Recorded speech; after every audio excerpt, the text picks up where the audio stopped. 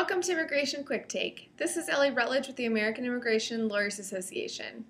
A lot has been in the news this week about unaccompanied children migrating to the U.S. because of push factors such as violence in their country of origin.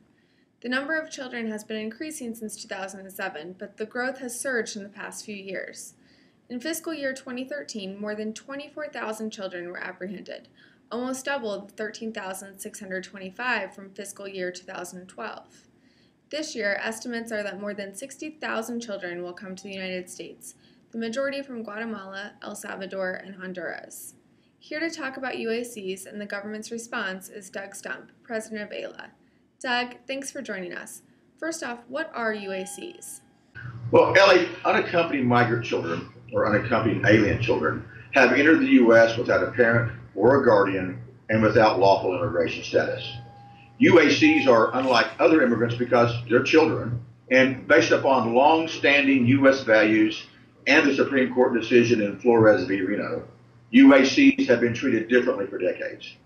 Upon entering the U.S., UACs are supposed to be transferred to the Office of Refugee Resettlement, the ORR, which is part of Health and Human Services, HHS. And these children usually fear the violence and upheaval enough to risk the dangerous journey from their country northward into clearly an uncertain future.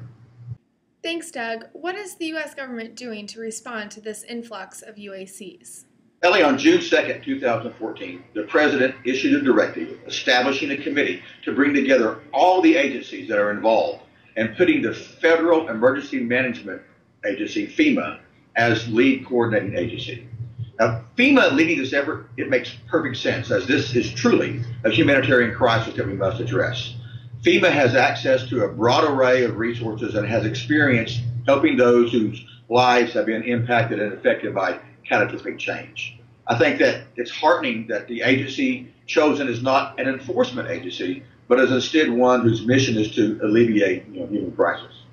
Are UACs able to stay in the U.S.? Fortunately, many of these children will qualify for relief on humanitarian grounds. Some will qualify for asylum.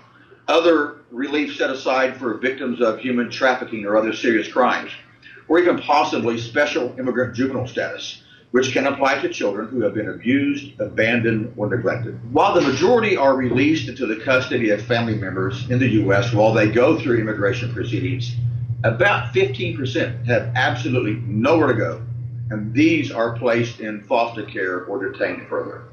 Thank you, Doug, for joining us. For the rest of you, please stay tuned for more updates from the American Immigration Lawyers Association.